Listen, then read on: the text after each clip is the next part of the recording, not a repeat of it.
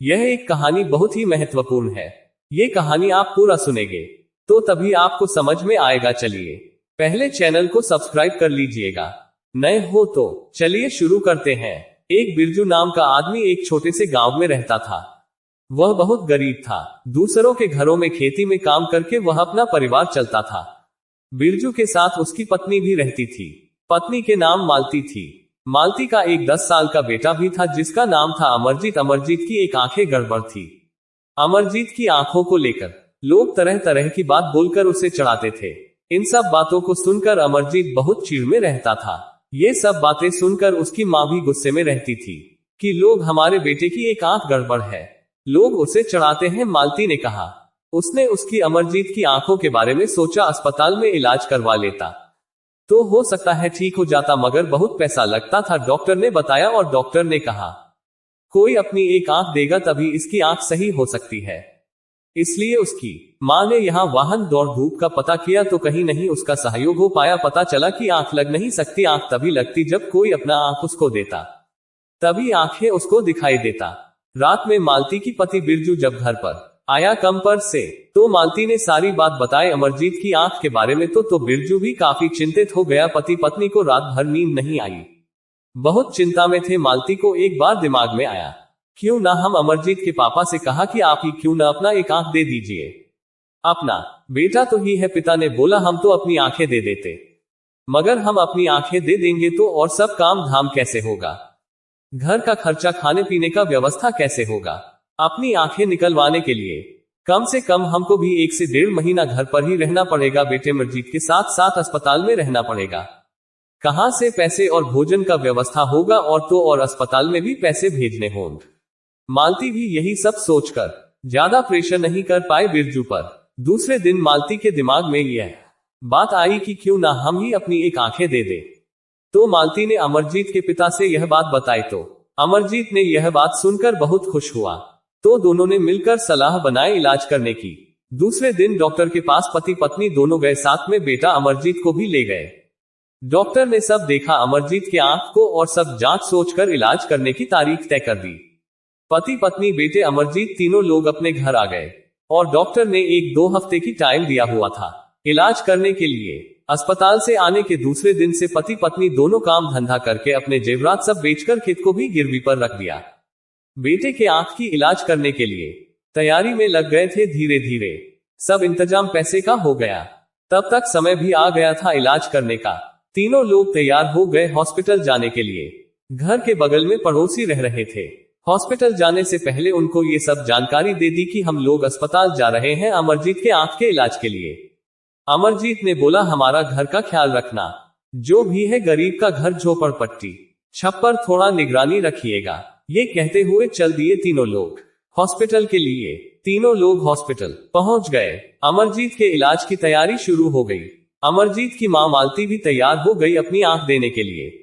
मालती ने अपने बेटे के लिए एक आंख दे दी। वह भी बहुत दिनों से सबके ताने सुन रही थी बेटे का। मालती भी इसी जिद में अपनी एक आंख बेटे को दे दी। दोनों मां बेटे का इलाज ऑपरेशन सफल रहा। करीब 10-15 दिन तक अस्पताल में एडमिट रहे। 10-15 दिन के बाद जब छुट्टी हुई अस्पताल से, बेटा अमरजीत बोला मां हमें अब दोनों आंखों से दिखाई दे रहा है। मां बोली हाँ बेटा, अब तुम्हें हरदम दोनों आंखों से दिखाई देगा और अब तुम्हें कोई नहीं चिढ़ाएगा। बेटा बोल अमरजीत मां तुम्हारी एक आंखें तो हमारे जैसे ही हो गई, अब तुम्हें सब लोग चिढ़ाएंगे। मां बोली मालती कोई बात नहीं बेटा, हमें बोलने दो, हमें कोई दिक्कत नहीं होगा। तो तीनों लोग अस्पताल से डिस्चार्ज होकर घर पहुंचे तो घर को दिखा सारे घर जलकर राख हो गई थी। पिता बिरजू देखते ही बेहोश हो गया। भगवान ये सब कैसे हो गया। पड़ोसी जिसको समझ कर गए थे घर देखने के लिए, वह आया तो उसे पूछने लगे ये सब कैसे हो गया। पड़ोसी ने बोला बिजली के तार शॉर्ट सर्किट करने की वजह से सारे माह छप्पर जल गया। ये सब सुनते ही बिरजू को हार्ट अटैक आ गया। आनन फानन में अस्पताल ले गए, जहां डॉक्टर ने उन्हें मृत घोषित कर दिया। इसी तरह से मालती बेचारी दुख में दुख झेलती रही। बिरजू का क्रियाकर्म करने के बाद अमरजीत का स्कूल में नाम लिखवा दी मालती ने। अमरजीत को रोज उसकी माँ स्कूल छोड़ने के लिए ले जाती थी। स्कूल के सारे बच्चे अमरजीत की माँ को लोग कहते थे तुम्हारी माँ को एक आंख है। अमरजीत को लोग चढ़ाते थे। अमरजीत ने एक दिन अपनी माँ से कहा तुम मुझे स्कूल मत छोड़ने आया करो। माँ ने कहा, क्यों बेटा? बेटा ने बोला, हमारे स्कूल के सारे बच्चे हमें चढ़ाते हैं, तुम्हारी माँ एक आंख की अंधी है, इसलिए तुम स्कूल हमारे साथ मत आया करो, हम अकेले आ जाया करेंगे। माँ ने कहा, कोई बात नहीं बेटा, तुम अकेले ही चला जाया करो। उसके बाद माँ ने काम धंधा दूसरे के घर खेती गृहस्थी में काम करके अमरजीत को खूब पढ़ाया लिखाया। अमरजीत पढ़ने लिखे बाहर निकल गया। कुछ वर्षों के बाद अमरजीत ने अच्छी पढ़ाई की थी, कलेक्टर बन गया। अमरजीत ने घर पर सूचना दिया कि माँ मैं कलेक्टर बन गया हूँ। माँ ने बोली, हाँ बेटा, अच्छा हुआ, कलेक्टर बन गया। माँ ने कहा, घर कब तुम आओगे? अमरजीत ने बोला, माँ मैं बहुत जल्द आऊंगा, तुम्हें भी साथ लेकर आऊंगा। माँ ने ये सब सुनकर बहुत खुश थी। गांव में सब लोग को मिठाइयां खिला रही थी, बांट रही थी। मिठाई खाओ, हमारा बेटा कलेक्टर हो गया, मिठाई खाओ, हमारा बेटा कलेक्टर हो गया, कहते हुए सबको मिठाई खिला रही थी। वह बहुत खुशी थी, हमारा बेटा कलेक्टर हो गया। इसी तरह लगभग 1-1.5 वर्ष बीत चुके थे। इसी तरह से अमरजीत 1-2 बार घर आया, माँ को आश्वासन देकर अगली बार आऊंगा, तुम्हें साथ लेकर चलूंगा। इसी तरह कहते हुए 1.5-2 साल बीत गए थे। इसी तरह 2-3 साल के बाद फिर उसने माँ को संदेश भेजो, माँ हमने शादी कर ली। माँ ने बोली, बेटा तुम आज घर पर बहू को भी साथ लेते आना, मैं भी बहू को देख लूंगी। बेटा कहा, जल्द ही आऊंगा मैं, चिंता मत करो। इसी तरह आश्वासन देते हुए 2-3 साल बीत गए। बेटा घर नहीं आया, अपना वही सेटलमेंट हो गया, सरकारी बंगला, सिक्योरिटी, सुरक्षा के साथ रहने लगा।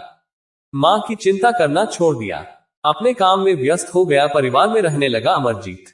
माँ ने कई बार प्रेशर दबाव बनाया आने के लिए, मगर वह बेटा अमरजीत व्यस्त रहने कारण नहीं आ पा रहा था। माँ भी बहुत फिक्र करती रही, मगर उसकी भी आत्मा को ठेस पहुंच गया था। फिर माँ ने एड्रेस पता सब करते हुए घर से निकल पड़ी। जब वहां बेटा के बंगले पर पहुंचा तो वह अंदर जाने लगी तो वहां पर खड़े हुए पहरेदार, चौकीदार लोग उसे जाने नहीं दे रहे थे। बोले, वो बुढ़ी औरत कहाँ जा रही हो? साहब अभी घर पर नहीं है, जो 10 बजे ऑफिस में आना। अपनी फरियाद लेकर अमरजीत की माँ बोली, यह कलेक्टर साहब की मैं माँ हूँ। सारे पहरेदार हंसने लगे। एक आंख की बुद्धि बोलती है, मैं डीएम साहब का माँ हूँ। तभी वह गेट पर जिद करने लगी। सभी लोग परेशान होकर उसे जाने दिया, जो मिल लो अपने बेटे से, तुम्हें गले लगा ले, हंसते हुए बोले सब लोग। अमरजीत की माँ जैसे ही अंदर प्रवेश की तो बाहर बरामदे में एक झूला था, छोटा सा। उस झूले पर एक छोटा सा बच्चा खेल रहा था। वह देखकर बहुत ही खुश हुई, बच्चों को लेकर गोद में खेलने लगी। तभी वहां पर अमरजीत की पत्नी आकर देखी, एक बूढ़ी एक आंख की औरत मेरे बेटे को गोद में लेकर खड़ी है। तभी कलेक्टर डीएम की पत्नी ने जोर जोर से चिल्लाने लगी, मेरे बेटे को बचाओ, बच्चे चुराने वाली औरत आई है, हमारे बच्चों को लेकर भाग रही है। तभी अमरजीत और सारे पहरेदार, सिक्योरिटी, सुरक्षा दौड़ पड़े। पहरेदार पुलिस वालों ने बच्चों को छीन लिया, बूढ़ी औरत को करने लगे। अमरजीत की मां मालती मार खाती रही, बोलती रही, ये हमारा पोता है, तुम हमारी बहू हो, बार बार यही बोलती रही, मार खाती रही। कलेक्टर की पत्नी ने पूछा, ये बुद्धि क्या बोल रही है? कलेक्टर ने जवाब दिया, हम नहीं जानते इस औरत को कौन है। बेटा ने इस तरह से बोला। फिर मां ने बोली, मालती, अरे बेटा, वह आंखें हमारी ही है जो हमने तुम्हें दिया था, आज हमें पहचाने से इनकार कर रही है।